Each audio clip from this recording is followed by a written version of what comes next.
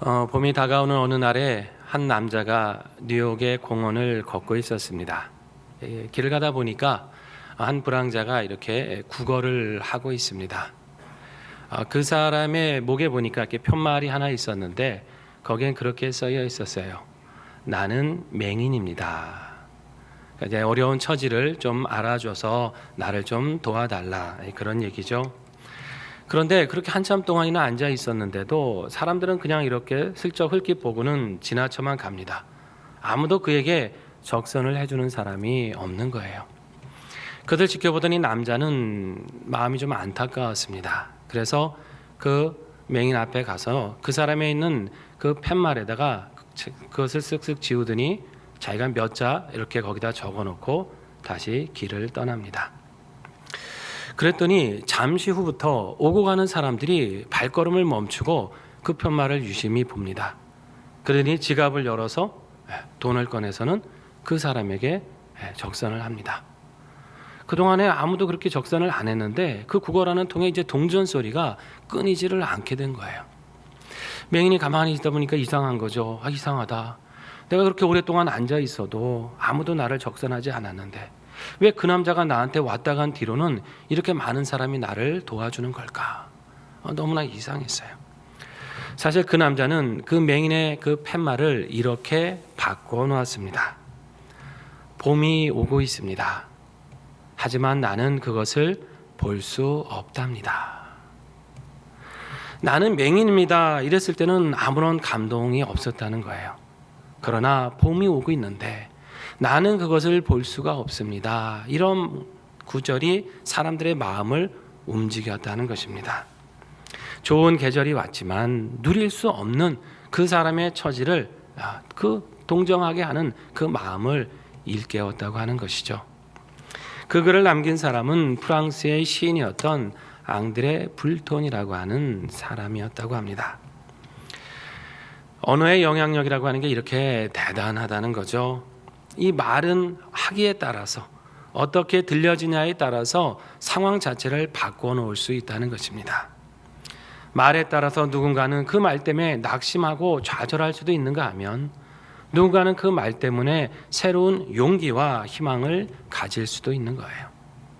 말을 잘 함으로써 주변을 참 천국처럼 아름답게 만들어 갈 수도 있는가 하면 말 한번 잘못해서 나와 주변을 지옥과 같은 그런 고통으로 만들 수도 있다고 하는 것이죠. 그렇다면 여러분, 우리의 언어 생활은 어떠해야 하겠습니까? 오늘 본문에 보면 바로 이 야고보 사도가 우리에게 이 언어에 대한, 말에 대한 교훈을 주고 있는데요. 야고보는 특별히 우리에게 이 선생이 되는 것에 대한 위험성에 대해서 먼저 경고를 합니다. 당시 선생은 랍비라고 하는 사람들 아닙니까? 이 랍비라고 하는 사람들은 사회적으로 대단한 존경과 특권을 누리는 사람들이었어요.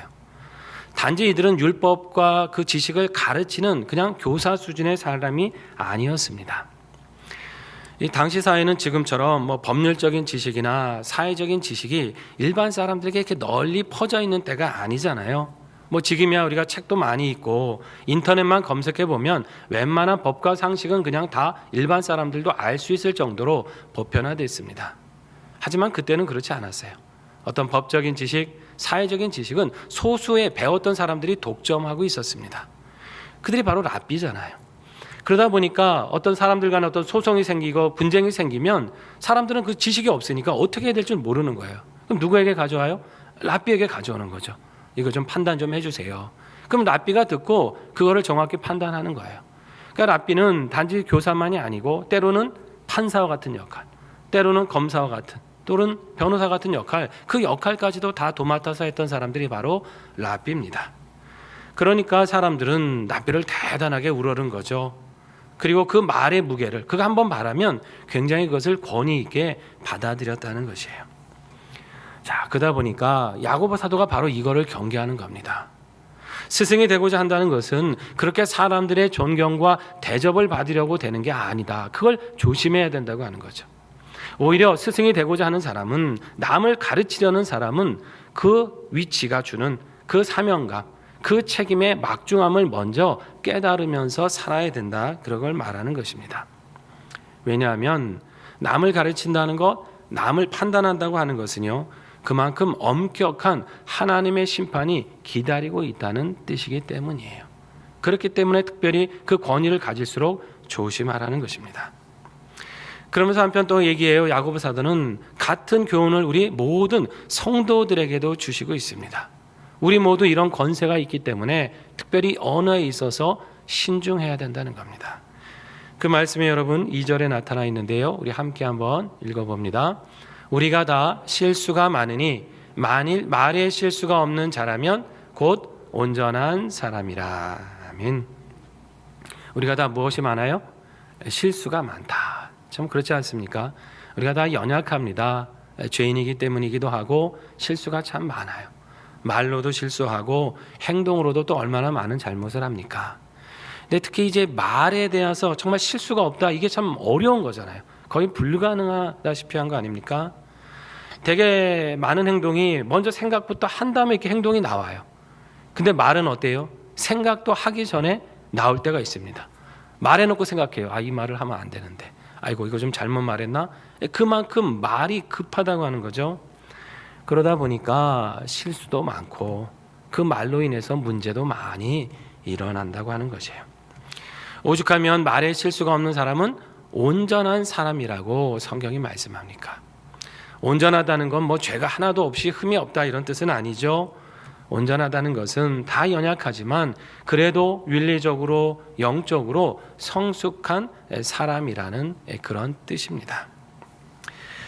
근데 요즘 사회를 보면은 참 이 말에 실수하는 걸 넘어서 이 말 자체가 굉장히 거칠어지고 험해진 시대가 아닌가, 그런 생각이 듭니다. 사람들 쓰는 말을 한번 보세요. 많이 짧아지고 거칠어지고 험해지고 있지 않습니까?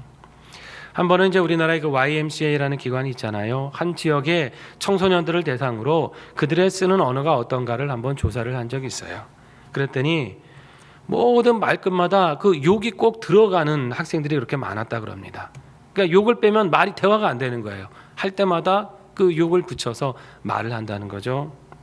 자, 왜 그렇게 하는가 하고 보니까 그 특히 욕을 많이 하는 학생들의 특징은 콤플렉스가 많다고 하는 것입니다. 자기 어떤 안에 있는 열등감과 약점들이 많으니까 이게 약해 보이고 남이 무시할까 봐 오히려 더 세게 보이려고 그렇게 욕을 한다는 거예요. 그럼 자기가 굉장히 강한 것처럼 보인다는 거죠.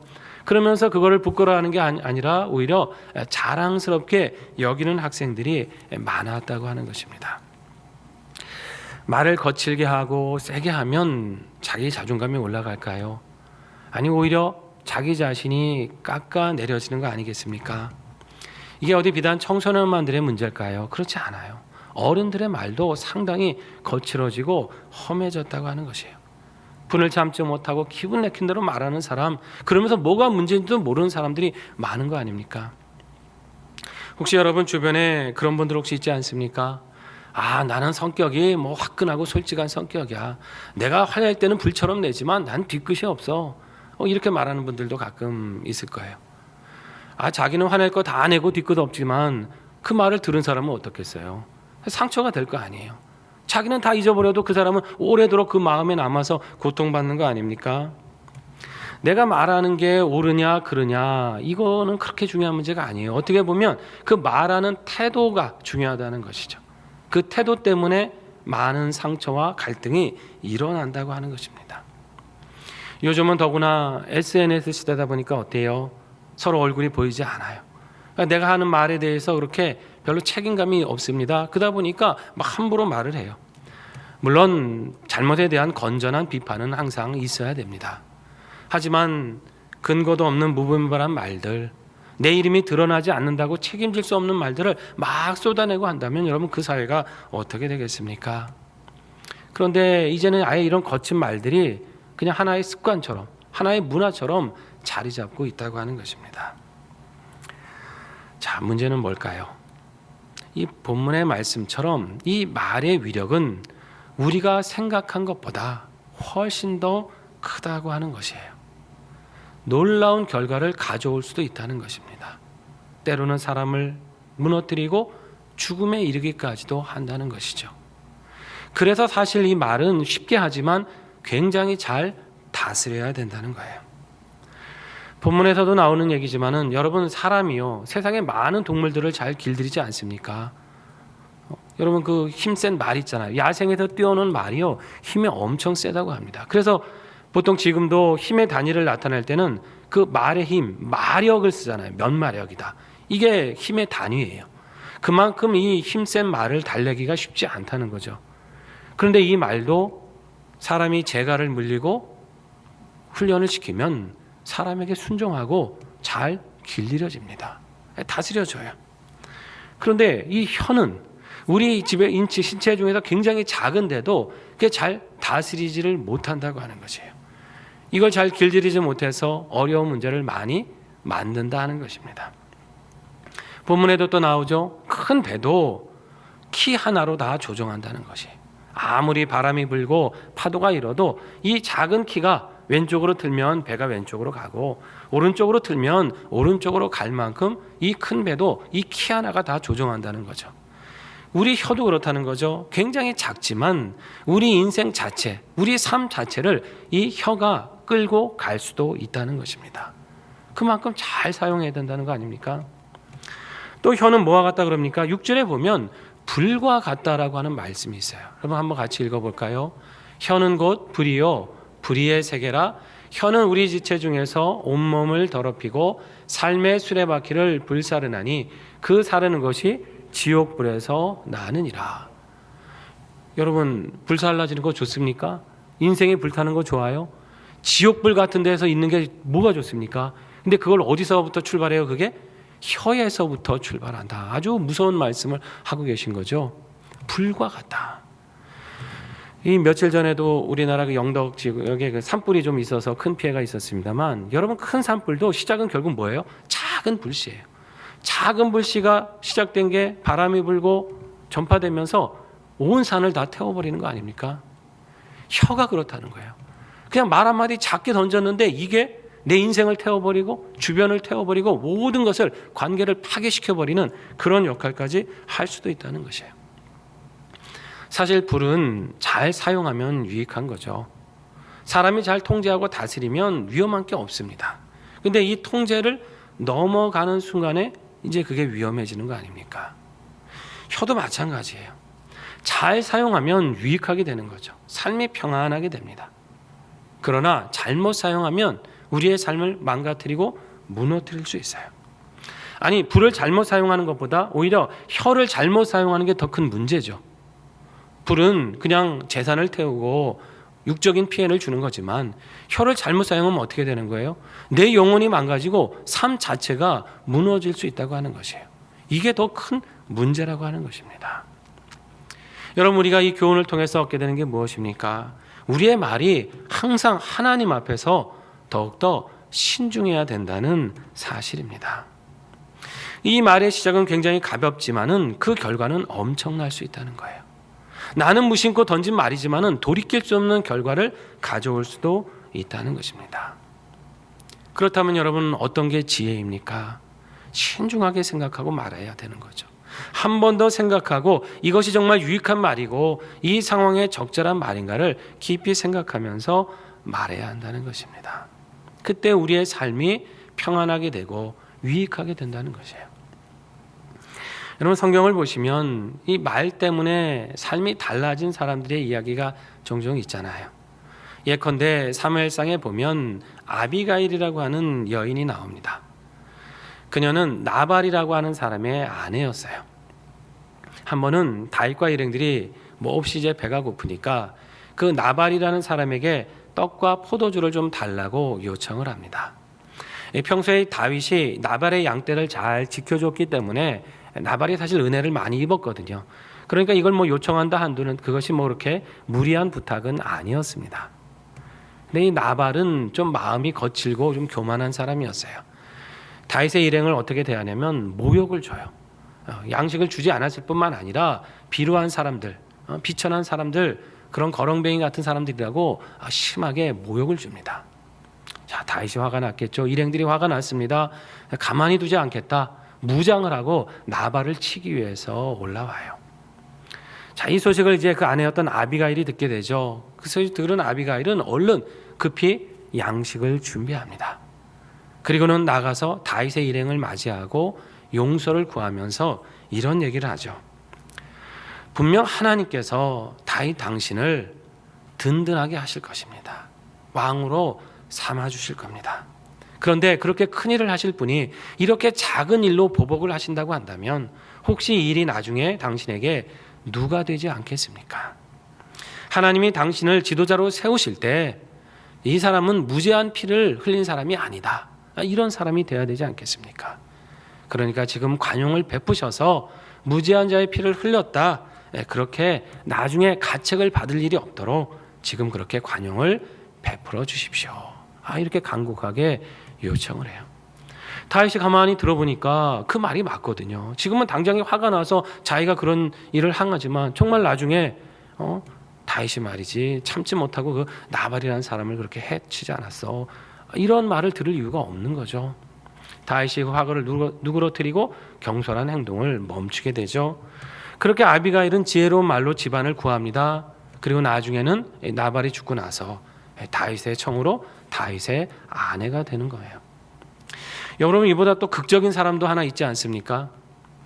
예수님과 함께 십자가에 달렸던 그 강도 중에 한 사람, 그 사람이 떠오르잖아요. 그는 악한 일을 하다가 죽어가는 그 마지막 순간에 예수님께 자기를 기억해 달라는 말을 했어요. 감히 나를 용서해 달라, 구원해 달라고 말하지 못하고 그냥 좀 기억만 해주시면 제가 좋겠습니다, 이런 말을 하잖아요. 또 다른 편에 있었던 강도는 뭐라 그럽니까? 아니, 당신이 예수라면서 능력이 많다면서 뭐 하는 거냐고, 당신도 내려오고 우리도 한번 내려달라고 그렇게 욕을 하면서 저주를 하지만 이 사람은 오히려 그 사람을 꾸짖으면서 예수님의 긍휼을 구했던 것이에요. 사실 그 사람의 인생은 뭡니까? 온갖 죄로 점철된 삶을 산 거잖아요. 지금 지옥 문턱에 서 있는 거 아닙니까? 근데 그 저주의 순간에 그는 그 믿음의 말에 의해서 축복의 인생으로 바뀌었다고 하는 것입니다. 말에 따라서 그 삶 자체가 멸망에 이를 수도 있고 영생에 이를 수도 있다고 하는 것이에요. 여러분, 항상 우리는 하나님 앞에 신중하게 말하고 겸손하게 말하며 행하시기를 바랍니다. 여러분, 말에 실수가 많다는 것은요, 단지 성격이 급하다 이런 차원의 문제가 아니에요. 말에 실수가 많다는 건 내 자신을 과신하기 때문에 그런 거예요. 내가 부족한 사람이다, 나는 연약하다고 생각하는 사람은요, 항상 신중할 수밖에 없어요. 말 한마디, 행동 하나도 조심하면서 합니다. 그런데 나는 괜찮다, 이만하면 나는 훌륭하다라고 그렇게 과신하다 보면 행동도 함부로 하게 되고 말도 함부로 하게 되는 거죠. 그런 사람이 결국 실수하는 거 아닙니까? 항상 겸손하게 생각하고 지혜롭게 말해야 된다는 것이죠. 여러분, 우리의 언어는 이렇게 겸손하고 신중한 언어가 되셔서 우리 하나님께서 이루시는 생명의 역사, 축복의 역사를 늘 만나시기를 바랍니다. 뿐만 아니에요, 우리는 여기서 더 나아가서 살리는 말, 생명을 일으키는 그런 언어를 사용하며 살아야 되는 겁니다. 여러분, 본문 9절과 10절에 보면 이런 말씀이 있습니다. 우리 함께 읽습니다. 이것으로 우리가 주 아버지를 찬송하고 또 이것으로 하나님의 형상대로 지음을 받은 사람을 저주하나니 한 입에서 찬송과 저주가 나오는도다. 내 형제들아, 이것이 마땅하지 아니하니라. 아멘. 우리 말에 아주 이상한 모순성이 있다는 거죠. 이중성이 있다는 거예요. 여러분, 사람이 입으로 할 수 있는 가장 복된 일이 뭡니까? 하나님을 찬송하는 일이에요. 우리가 방금 전에도 우리 시온 찬양대가 하나님께 찬양을 드렸지만 피조물 된 인생이 창조도 된 하나님을 찬송해 드리는 거, 이게 가장 큰 축복이고 영광입니다. 그런데 이 영광스러운 일을 우리 입술로 행하잖아요. 근데 그 입술로 동시에 하나님의 형상대로 지으심을 받은 옆에 있는 형제 자매를 욕하고 저주하며 살아가는 게 사람이라고 하는 거예요. 다른 입이 아니에요. 똑같은 입인데 한 입으로 찬송하고 또 그 입으로 저주의 말도 한다는 거예요. 여러분, 이게 굉장히 자가당착적인 모순 아닙니까? 이게 얼마나 이상한 일이냐면 본문에 나오는 것처럼 한 샘이 있는데 단물이 나와야 되잖아요. 그럼 계속 단물이 나와야 되는데 단물 나왔다가 어느 날은 다음 날 갔더니 쓴물이 나오고 또 그 다음 날 갔더니 단물이 나오고, 이게 말이 안 되는 현상이 일어난다는 거죠. 무화과 나무가 있으면 무화과 열매를 맺어야 되는데 열매를 보니까 올리브 열매를 맺었어요. 포도나무가 있으면 포도 열매를 맺어야 되는데 가서 어느 날 보니까 이제는 무화과가 열려요. 이건 일어날 수 없는 아주 이상한 일 아닙니까? 근데 그 말도 안 되는 이상한 일이 우리 입술에서 일어나고 있다는 거죠. 하나님을 높이고 찬양하고 주님하고 막 기도하다가 뭐 한 형제에 대해서 막 저주하고 비난하고 담을 수 없는 말을 하는 게 우리 입이라고 하는 것입니다. 여러분, 우리가 하나님을 높여드렸으면 형제도 축복하는 게 맞지 않습니까? 하나님께 영광 돌렸으면 우리 형제도 위로하고 격려하고 살리는 말을 하는 게 맞다고 하는 것이죠. 우리 믿음의 사람들의 말은 이처럼 일관성이 있어야 되는 것이에요. 단순히 뭐 거짓말을 하지 않고 살아간다는 차원이 아니라 거룩하고 찬양의 말을 입술을 올려드렸으면 우리의 삶에서도 거룩한 언어가 사용되어야 된다는 것이죠. 근데 참 이게 쉽지가 않잖아요. 우리 안의 본성을 우리가 알기 때문입니다. 그럼 여러분 어떻게 해야 되겠습니까? 먼저 우리 마음에 선한 것이 가득하도록 힘쓰며 살아야 되는 거예요. 예수님도 그런 말씀하셨죠. 너희 마음에 있는 것이 입으로 나오는 것이다. 우리 안에 선한 것이 가득하면 말도 선하고 좋은 말이 나오는 것이고, 우리 안에 추하고 더럽고 악한 것이 가득하면 말도 거칠고 악하게 나온다고 하는 것이에요. 여러분, 우리 마음에 말씀을 통해서 계속 우리 마음에 선한 것이 자리 잡도록 그렇게 애써야 되는 것입니다. 그 말씀대로 선한 가치가 내 안에 뿌리 내리도록 우리는 쉬지 않고 기도하며 살아가야 되는 거예요. 그렇게 말씀으로 다지고 성령이 우리 마음을 비춰주시면 그때 비로소 우리 마음이 깨끗해져 가고, 그 깨끗해진 마음에서 선한 말이, 다른 사람에게 생명을 전하는 말이 나오게 된다는 것입니다. 여러분, 우리 말씀과 기도로 우리 마음을 먼저 깨끗게 하셔서 생명의 언어, 축복의 언어를 사용하며 살아가실 수 있기를 바랍니다. 수원에 가면 아주대학교 병원이 있죠. 이 병원에 이국종 교수님이라는 분을 여러분 아실 겁니다. 방송에도 많이 소개가 된 분이잖아요. 중증 외상 센터를 운영하시면서 아주 크게 다친 위급한 환자들 많이 살려낸 분 아닙니까? 뿐만 아니라 이런 의식이 우리나라에 부족했을 때 그 외상센터의 필요성을 널리 알려서 그렇게 많이 또 개선될 수 있도록 애쓴 분이 바로 그 이국종 교수입니다. 이분이 그 자신의 경험을 이제 바탕으로 골든 아워라고 하는 책도 내면서 여러 가지 그 사역들을 이제 소개하고 있는데요. 사실 이분의 어린 시절을 보면 굉장히 가난하고 어려운 시절을 보냈습니다. 그의 아버지는 6.25 때 이제 군인으로 참전하셨다가 그 지뢰를 밟아서 그 지뢰가 터지는 바람에 한쪽 눈을 잃어버리고 또 팔다리를 다치게 됩니다. 장애 2급 유공자가 됐어요. 그 때문에 이분에게 그 아버지라고 하는 이름은 굉장히 그렇게 자랑스러운 이름이 아니에요. 반갑지 않은 이름이었습니다. 왜냐하면 아버지가 장애인이라는 것 때문에 학교에 가면 아이들이 늘 장애인의 아들이라고 이 어린 이국종 그 소년을 놀리는 거예요. 그리고 항상 아버지가 일을 할 수가 없으니까 가난이라고 하는 이 두 글자가 늘 그림자처럼 그 삶을 따라다닌 겁니다. 한마디로 정말 고통과 어둠의 연속이었어요. 그가 이제 중학교 시절에 축농증을 심하게 앓아서 병원에 이제 치료를 받으려고 간 적이 있는데요. 가서 이렇게 그 국가유공자가 받는 그 의료복지 카드라고 무상으로 진료받을 수 있는 카드가 있었다 그럽니다. 이제 그걸 이렇게 제출을 하니까 반응이 싸늘한 거예요. 왜냐하면 이게 돈이 안 되잖아요. 치료를 해줘도 무상이니까. 그러니까 다른 병원 가보라고 치료를 안 해주고 쫓아내는 겁니다. 몇몇 병원을 돌아다녀 봤는데 받아주는 데가 없어요. 그 카드만 내밀면 그냥 문전박대를 하는 거예요. 그러다가 이제 한 의사를 만나게 되는데요. 이학산이라는 이름을 가진 외과 의사였습니다. 이분이 그 의료복지 카드를 딱 받아들더니 그 어린 이국종을 향해서 이렇게 말합니다. 아버지가 참 자랑스럽겠구나. 아니, 그동안 아버지라고 하는 이름은 자랑스러운 적이 없었던 거예요. 아버지 때문에 우리는 가난하고 아버지 때문에 나는 놀림받고 항상 그 이름이었는데 이분은 그 아버지가 자랑스러운 이름이라고, 아버지라고 그렇게 얘기를 해주는 겁니다. 깜짝 놀랐죠. 그리고는 이 어린 이국종을 잘 치료를 해줘요. 진료비도 받지 않고 잘 치료해주면서 어깨 두드려주면서 그렇게 말하는 겁니다. 열심히 공부해서 꼭 훌륭한 사람이 되라. 이렇게 격려를 해주는 겁니다. 바로 그 한마디가 이 이국종의 삶을 그냥 결정해 버립니다. 그때 그는 결심을 해요. 그래, 나도 의사가 됐겠다. 의사가 돼서 가난한 사람을 도와주겠다. 사람을 살리고 치료하는 그런 봉사하는 삶을 살겠다. 아예 딱 결심을 해버립니다. 그분의 그 삶의 원칙이 아픈 만큼 치료받아야 된다, 이런 거거든요. 그래서 더 많이 아플수록 더 많은 정성을 들여서 치료하는 것을 원칙으로 삼고 있는데, 그 원칙도 바로 그때 그 자리에서 다짐했던 그 원칙이라고 합니다. 여러분, 누군가의 그 한마디가, 그 격려하고 사랑의 말 한마디가 한 사람의 인생을 바꾸는 거 아닙니까?